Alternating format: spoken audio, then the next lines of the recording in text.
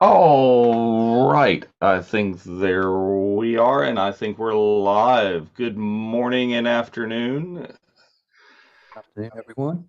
Welcome. Welcome again to episode 19. We were just talking about that. Episode 19 of the Unifying Force. That is amazing, frightening, unexpected. It's been a long time. I am Dave. Yeah. And Catherine, for some reasons, can't be with us today. But if you are so inclined, those of you, if you would give some positive feelings to her through the Force, it would be much appreciated if that is your wish and desire. So we're going to continue on and move with the show today and talk about you notice we've left the graphic up from last week because it's still applicable. It's do only Sith deal in absolutes, and we're inspired to do this show because this has been around in the franchise for a long time, but we're inspired to do this show because of the choice that their choice or is it an ultimatum, Geo? Is it a choice? Is it an ultimatum that Luke, CGI Luke, gives to Grogu? So let's start with reactions, I guess, to that. Yeah. So initially, when you come across this end to the chapter that's within the Book of Boba Fett, it might come sort of out of left field a little bit because you're thinking Luke went through his hero's journey in the original trilogy, and he seemed to learn compassion, warmth, be very much motivated by love for his friends, his family, his friends that became his family in a way. And so would have this ability and empathy to really maybe understand for his first new Jedi student that the obstacle of attachment to things such as a parental figure, Din Djarin, might be a little bit difficult to get over. So presenting a choice with just A or B might be a little jarring, especially for an infant, even given Grogu's 50-something age for Yoda species, he's an infant. And so initially, yeah, it does kind of clash with what we saw Luke metamorphise through the original trilogy, and then also some of the exploits in the expanded universe that we might still hold on to and remember, because in our own perspectives and headcanons, that can still be valid even if it's not specifically in the universe. And it is a little at odds with what we would maybe expect a more compassionate understanding of choices to be.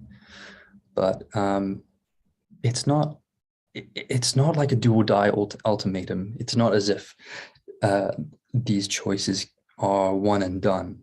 They can be revisited at a later point, and there's still more story to see with Grogu. But Yeah, I guess there's a couple of layers. So on level one, the most superficial level, yeah, it is a little shocking to see a sort of absolute decision, join the Jedi Order and stay here with me, or join Din Djarin and continue as a Mandalorian family.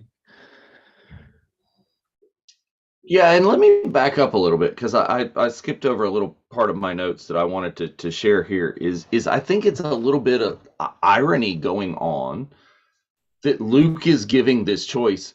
Granted, given that it's his mentor, Obi-Wan Kenobi, who says this, who is responsible for this quote in the prequels, that only a Sith deals in absolutes. And we'll talk about, the situation in which he's talking about that in a little bit.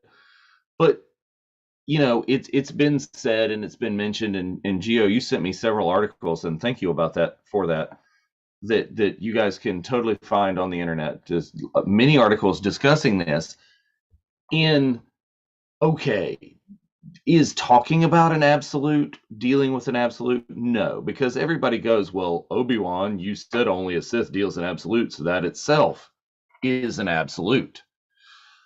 But he's just talking about it. He's stating it. He's not living that fact.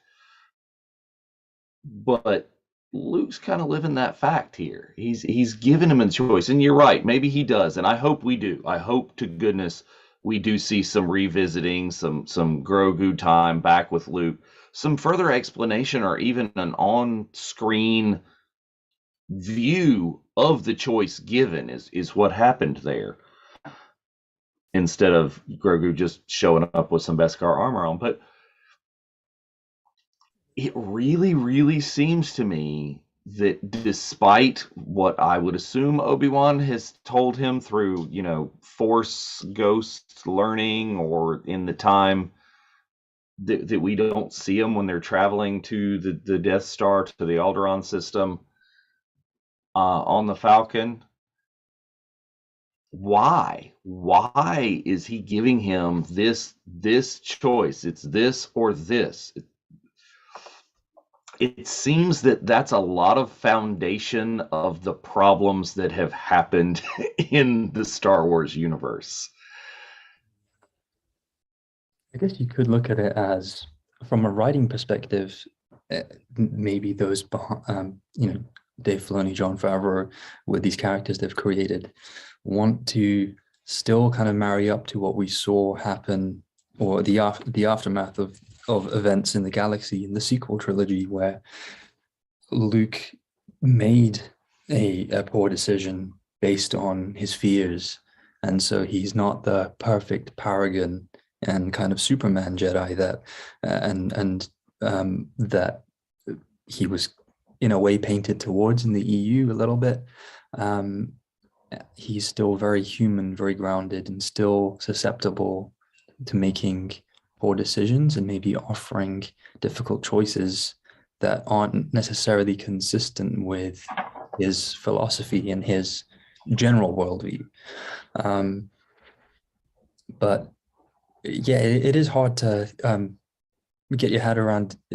And maybe a good comparison is that the very line that we're using as a focus point here, that only the Sith deal in absolutes, when you hear it in isolation, stripped of context, is something a little hypocritical. It's almost an oxymoron, a phrase that's at odds with itself.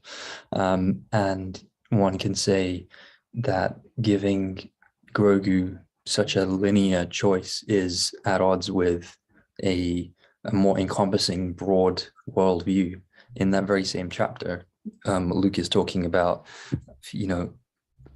admiring the world that's presented before you and seeing and feeling that things are in balance.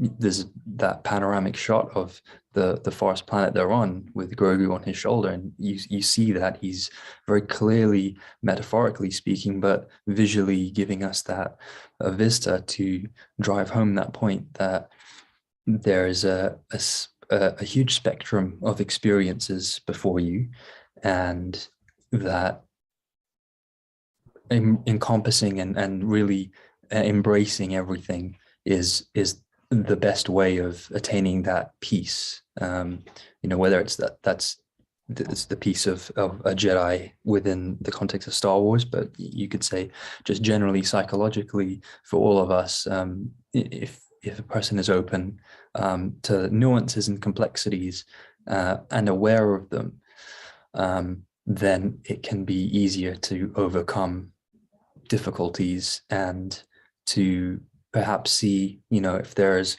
a rock in the pathway of a river, you can potentially see other routes, other little tributaries that the water can take around the obstacle itself. But yeah, it is difficult to take on the nose initially when you first hear it. As it is potentially a little shocking to hear Obi-Wan state that line towards the conclusion of Revenge of the Sith, because it goes against superficially what some of us might think the storyline of the Jedi and the ethos they've had up until this point has been. Yeah, I mean, I think it's a lot. Is I like part of what you mentioned earlier in there, that maybe this is Dave and John or whoever wrote this episode. I'm not sure if it's collaboration. I should know. I should have done research. I think it's down to be Dave Filoni, but it's going to be more than just him for sure. But right, so is it, them kind of trying to stay within the canon of Star Wars and what's already been there, is echoing things that have happened in the past, which we know they love to do. Is we were talking about in the virtual Cantina watch along the other night how the Dave Filoni written, Filoni versus Clone Wars, the relationship of Obi-Wan and Duchess Satine echoes the relationship of Anakin and Padme. Is this just another kind of writing beat that, okay, people have been given this choice, people have been given this choice, it's this absolute choice, this is what would happen? Maybe it is. Maybe it's that kind of writing choice, and maybe we'll see more when we get Mando season 3, or if it happens, Book of Boba Fett season 2. I don't know. There is the possibility, just as an extra point, that given the finale where we saw Grogu land in the X-wing in Pelimoto's garage, there it seems very clear. Okay, so Grogu's here, gone back to the planet where we know Din Djarin's on, so he's made his choice to be the Mandalorian foundling. But it's not explicitly dealt with at all. So this could be a little reading into it, but perhaps there's a possibility that Luke would present him with the choice, and then if Grogu goes with his feeling and his heart is in the way of being a Mandalorian, that could be the choice that Luke maybe wants him to go down. That it's in line with having a family sort of dynamic that he was initially denied as an orphan, then living with the pseudo uncle aunt Lars and Beru, but then also lost as we saw in the original Star Wars, and maybe even further to this, that what if Grogu was given the choice, and if he was choosing the way of the Mandalorian and chose the Beskar armor, that's not to say that he won't go back and continue his training further down the line as See, a that's Jedi. where I'm at, is I'm there with you. This is my head canon, and this is why I think that maybe they purposely didn't show us the choice in this Right. episode. Is my head canon is saying, well, now it's Grogu's path to echo Luke's path with Yoda. Is, Luke does not complete his training.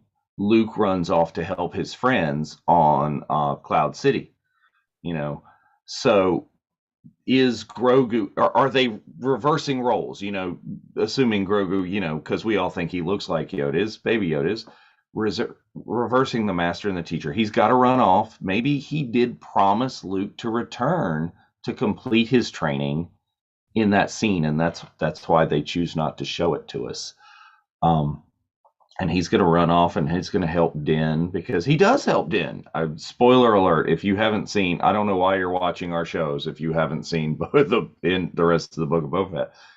Grogu kind of saves the day, not from the Pikes themselves, but from the beast that they themselves unleashed. So maybe it's that kind of thing. Is that it's echoing beats that have happened in previous Star Wars, which we know they love to do.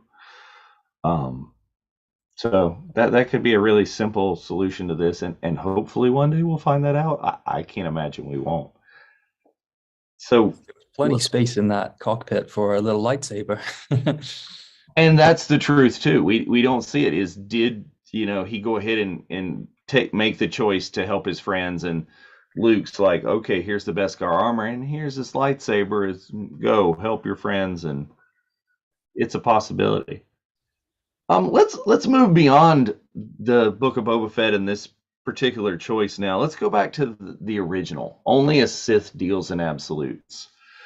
So, okay, if I'm giving spoiler alerts for Revenge of the Sith, you guys are behind. So I'm just going to lay it out there. Obi-Wan says only a Sith deals in absolutes when Anakin is talking to him and he's just saying, either you're with me or you're against me. And Obi-Wan's, I don't think, he's not in that place. Obi-Wan, I really think, came to Mustafar to save his friend, to save Anakin. I really don't think that he came there to kill him. I don't know that he really particularly came there to fight him. I mean, he knew that was a possibility. We heard that when he was coming as, but, Anakin is giving this absolute, you're for me or against me. And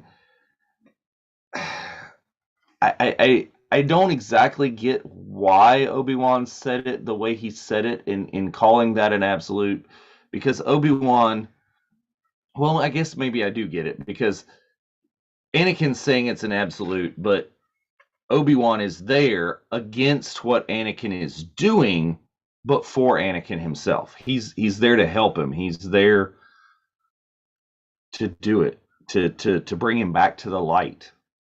And give him that redemption, echoed, spoiler alert, in what we see, happen with Kylo Ren toward the end.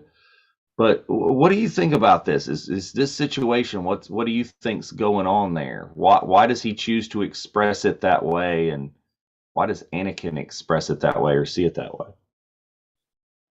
Oh, it's I know, big topic.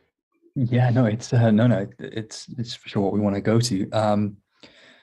Right, so if we look at ObiWan's line in isolation, it's not a declarative statement. So what I mean by that is it's not saying that this is the end of a line of reasoning and this is the conclusion that I've come to. It is reflecting back to Anakin immediately what he just threatened Obi-Wan with, which is, join me or die, essentially. So to take the line out of the context of the conversation or the disagreement they're having is to then narrow in on looking at the very literal and then saying, oh, it's hypocritical because that line itself is saying, it's black or white. It's there's no nuance behind it. But what one could say Obi-Wan is stating is that the Sith are making choices that are to do with submission to their ego and their will and going off selfish impulse or not. There is no middle ground. There is no compromise. There is no negotiation. Just a few lines earlier, when Anakin is screaming at Padme, he's, to almost offer her the path to the dark side as well, is that I'm stronger than the Chancellor. I could overthrow him. We could, make things the way we always wanted them to be. That's entirely self-interested and entirely obsessed with the following of his own will, even though he's saying, join me, Padme. He went over to the dark side to save her, to prevent her from dying, not to become a megalomaniacal dictator at the top of the galaxy with her by his side. And so obviously his vision is clouded. He's enraged and fearful of still losing an ability to achieve that power. But just taking the line immediately before, so Anakin says to Obi-Wan that you're either with me or you're my enemy. Obi-Wan's response to that is, your way of thinking is that of the Sith. It's very binary. It's very us and them. To maybe just contrast that with the Jedi being able to meditate on decisions, think about things before rushing headlong into them. We see Anakin's character be brash and very impetuous, and he's had that aspect of his personality, but it ends up being his undoing in his desperation and fear of losing Padme, and then finding that the potential power to save those he loves from dying being the ticket stamped one way towards the dark side. But it's not so much it's the sort of promise that of the dark side and the possibility of that power that hooks Anakin's interest and gets him truly interested. But it's the falling apart of his from what I've seen through the saga of what the Jedi are about, the ability to look at conflict and confrontation and see different routes, different alternatives, and also be introspective and reflect on things before acting out, especially before acting out on impulse, seems to be the way the Jedi Order has gone. And so Obi-Wan is simply stating, you've strayed so far from that, that you're now giving me a lethal ultimatum. And that is that sort of bleak, direct violence and massacre, or joining or violence and massacre and threat of death.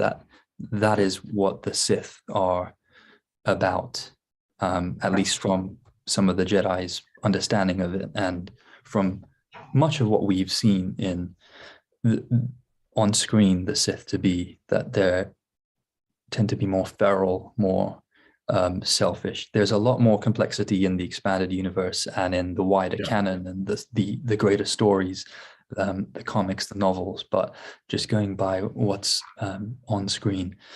So yeah, and I think you've hit a lot of it on the head right there. Is what the example of this is talking about the passion of the Sith. Is that's mentioned that the Sith are just far more passionate in being quick to act, is making that snap decision and going with it. And I think that if you look at some of the new material that's coming out and what a lot of the High Republic is about, the Jedi kind of used to be that way.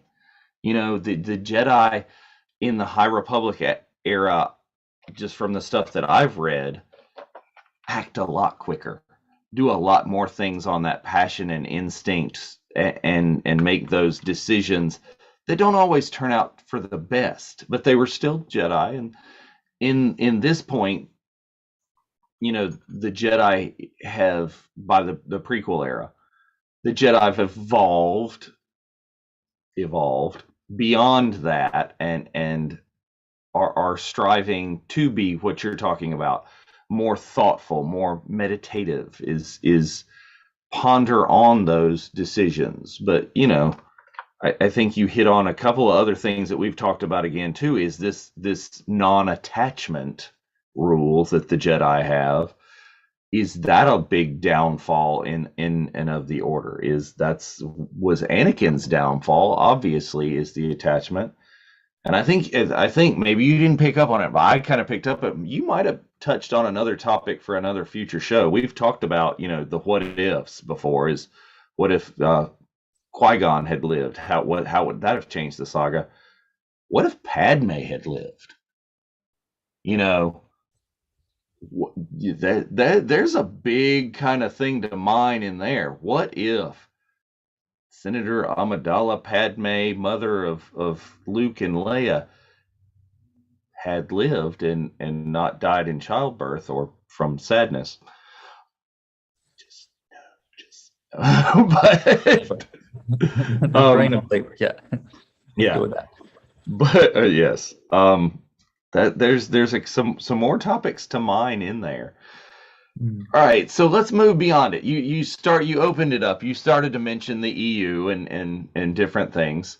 So let's find another instance. Not Luke, not Anakin and Obi-Wan.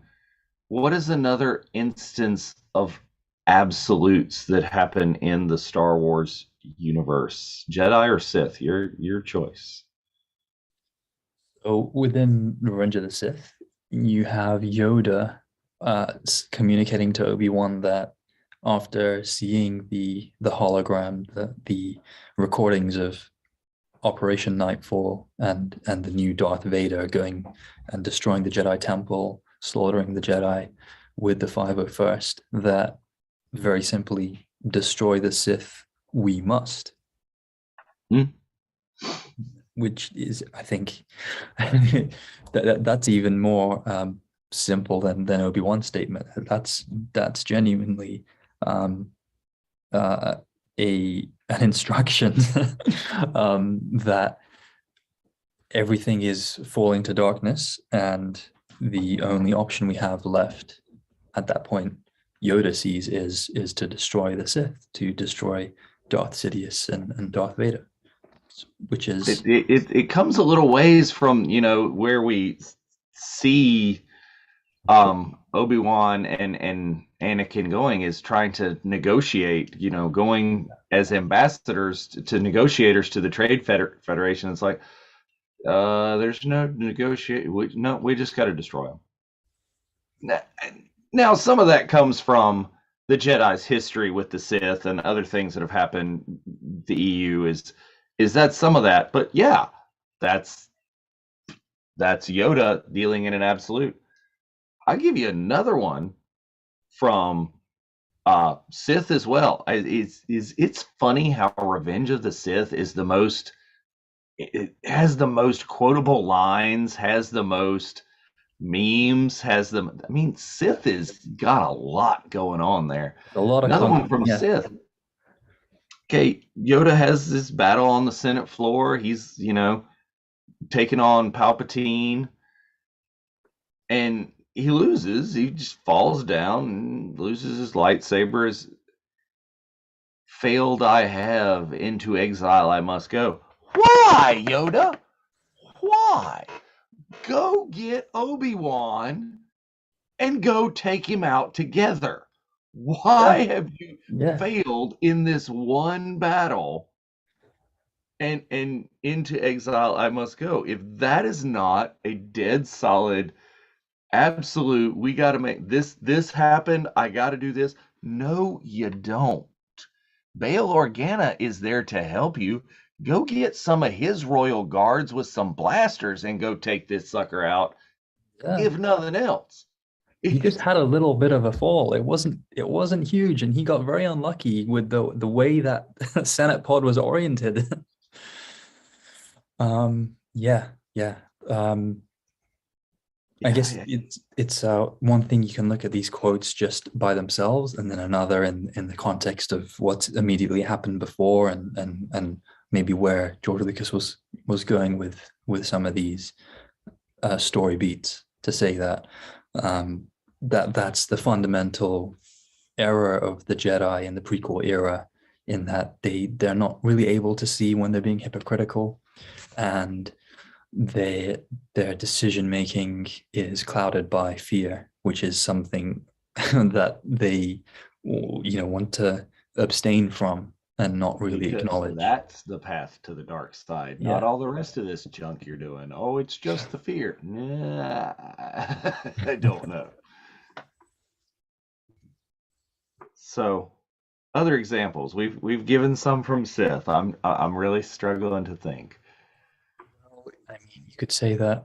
So, in the first appearance of the Emperor on screen in The Empire Strikes Back, he talks of the son of Skywalker, and says, "Oh, if he could be turned," Mm. and Vader's definitive end to that conversation is he will join us or die. Yeah. That comes back to the lethal ultimatum of an absolute statement that we saw Anakin essentially say, which precipitated Obi-Wan to reply with the very meme-tastic only Sith deals in absolutes. But you could say the original trilogy kept things very defined in terms of good and evil, rebel and empire, but you can mine more from the statements they use and infer things about the philosophy. The prequels were much more expansive in what the Jedi saw as the right things to do and to err away from the Sith. We didn't really have any mention of the Sith. We had no mention of the Sith in the original trilogy at all. It was right. It was only described on screen in The Phantom Menace when Qui-Gon describes the attack he sustained from Darth Maul on Tatooine. But yeah, I think in trying to write a story that has a very clear antagonist to oppose the protagonist, it's easy to fall maybe into the trap of using lines that are very black or white, because then it's a simple, almost naive conflict to see and say between what is good and what is bad. And maybe that's why Revenge of the Sith has so much material in it, because it's one of the original 6 saga films to consider both sides of things, or to consider that statements that people have made are too simplistic taken in isolation, and there needs to be a wider context to understand what people are saying. And here's my opinion, and mine alone is, if you've got, tell us in the chats, or put this on there later if you're not watching live. I think you've kind of hit it right on the head. Is by George Lucas's admission himself, this was written for children. Okay, this is like a kid's movie going on, and it's become more than that. Don't get me wrong. No, the angry emails. No. George Lucas said this. I'm not making it up. This is not my opinion. It's simplicity of writing. It's easier to show on screen, and that's why we have further examples of the gray and what could happen, and all sorts of things in like Heir to the Empire and different. It's very gray. It's a lot of in there, but it's a whole lot easier in 2 hours time to write these black and white choices. This happens because this happens, then this happens, then we go down that path, and then maybe we come back on this path, but there has to be a fork in the road, and you got to go one way or the other. You've got to go somewhere, and it's because this is written, and it's a very limited medium. The films are to show us what's going on. And especially in the early films, is Lucas had no idea there was going to be a sequel to this. This is what happened. I wrote it this way. And then the tone follows from one to the next. In the prequels, he knew he had 3 going on there. He's spread it out, moved it a little bit. But then you get back to those absolutes in Sith, because did he think we were ever going to get more Star Wars films after that? I don't know. Probably not. Is he's like, this is it. This is what's going to happen. Boom, boom, boom, boom. We got to get you back to what happened in the original films, and then we're done. Um, so I think that's good.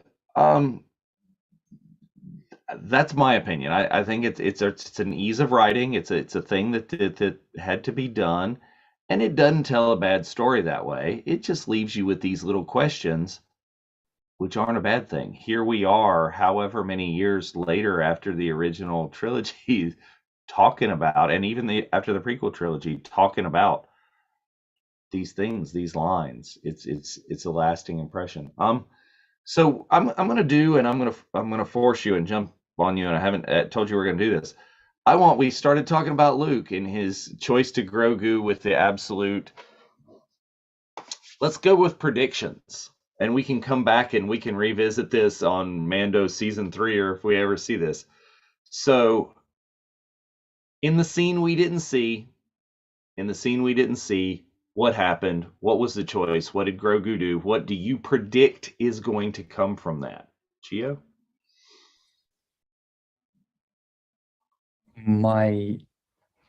What I want might be different from what I predict. Give me both. Give me both. But honestly, okay, so I touched on a little bit earlier. I'd like to see the fact that there is a middle ground, there was a compromise, and Grogu was inclined to go after the Beskar armor and to return to Din Djarin, because that's the dynamic we've seen that goes along with the lone wolf and the cub trope that we have, that is Western and samurai in origin. That was very clearly a central theme for The Mandalorian and a huge marketing success for Star Wars, Lucasfilm, Disney generally. So to see Grogu go back to The Mandalorian was almost felt inevitable on a couple of fronts. Mm-hmm. I would like to see that Grogu has an opportunity to unite a little of his mixed identities so that there isn't this binary black or white. You either are all of this or are all of that, and that we see he is able to use some more of his experiences in the Force. And I would like to see him live a middle ground between being part of the Mandalorian new family, maybe new clan, and still having the ability and the acceptance of using the Force and having Jedi traits and Jedi characteristics. That's what I'd like. I suspect that it will be more simple, and we will go down a more direct route to just see Grogu continue with Din on these adventures, while having moments where he's beginning to discover more of his power. I'm not sure how much more we'll see of Luke. And I'm almost saying this to kind of jinx it, to almost say, that we've seen a lot of Luke. It's far more than any of us would ever imagined. We saw him earlier than expected, before even season 3 of The Mandalorian, in the Book of Boba Fett. And so maybe our opportunities to meet Luke are running thin in terms of the screen time they have. But I want to see more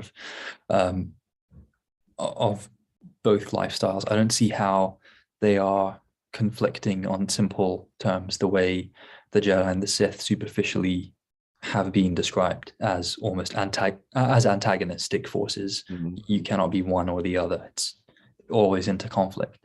The Mandalorian culture can exist with the Jedi culture too. I'd like to see that. Okay. So I'm going to go with, I've got a couple of different things here, and I'm not sure which of these are I want, which ones I think here's a prediction is, I think it's going to be a lot of the kind of what I was talking about earlier, that it's echoing Luke's training with Yoda. Is he's going to have to go off and save his friends. He's got to go take care of that business, and I think there will be a return to training at the temple with Luke. I almost even wonder if this is Lucasfilm, Disney, Filoni and Favreau, whoever, testing the waters with the popularity of Luke and Grogu on screen, there's been whispers in the background of this being a whole series of shows and them coming out with all sorts of things. Do we get a Luke show? You know, a post Return of the Jedi Luke show to see the founding of the his Jedi school and that sort of thing that would bring us up to, you know, Kylo getting there, or Ben Solo getting there, and the creation of Kylo Ren. Do we get to see that? Are they testing the waters? Sebastian Stan, if you're listening, we can work that out. Or they can do it with some CGI guys and some other things, is the way they've been doing. But I almost see, I mean, here's the level of trust, almost trust, but kind of acknowledgement of the sneakiness of Dave and John. Are they putting this choice out, as kind of, whether it's a red herring or not, whether it happens or not, as Grogu's potential ascendancy to be the Mandalore? Is Grogu going to be a candidate to wield the dark saber, to be the second only, you know, the Jedi Mandalorian? You know, that's who created the dark saber. That's who was the first Mandalore. Are we showing that Grogu could possibly be this kind of person? Or, because of his affiliation with Luke, could Grogu bring Din into Mandalorian training? So Din earns more of that right of being the Mandalore as a Mandalorian Jedi, and learns not to slice open his leg with a lightsaber. You know, I don't know. Yeah. So those are some potential ways that I see this going. Is they did this on purpose in Dave and John We Trust, on purpose to throw out all of these possibilities to keep us wondering and wanting more and needing to know. Yeah. That's where I think it's going. And I think, you know, maybe that's a good logical place for us to wrap up this week. We've talked about several other shows and ways that this would go. But again, if you have questions out there, if you're watching this, you know, not live, or if you're watching it right here now live, is give us some questions, give us some topics for potential shows. What part of this that you were expecting us to examine did we not? Because we missed stuff. It happens. But ask us and see where we go with future shows. But that's where I think this is going. I think, you know, this is a written story. This is not the level of real life that things happen in the shades of gray, and what we see on screen is just but a small part of what is actually going on, and that we will actually see in additional supplemental comic books and materials and all sorts of things. So hey, if you want more discussion of what's going on and choices and things seeing, is always join us on Tuesdays for the virtual Cantina happy hour, where you can discuss this live with many of us and many more. Join us on Thursday nights with for the path of the Darksaber. Where has the Darksaber been, and leading up to where it has gone to with Din Djarin and Grogu and all the friends on the Book of Boba Fett. And that's got special host Mark Von Olen from Rubies. So who unlike us, does his research, has actual quotations, episode numbers, knows exactly what's going on. And it's a good show. So join us there and check out our TeePublic Virtual Cantina. 2 years of the Virtual Cantina. I cannot believe on earth it has been that long that we've been dealing with this stuff. But here we are, there we are, and celebration is but days away, my friends. Days away, coming down. Hope to see you all then. Until next time, I'm Dave. And you. Thanks for joining us. May the Force be with you. May the force be with you all.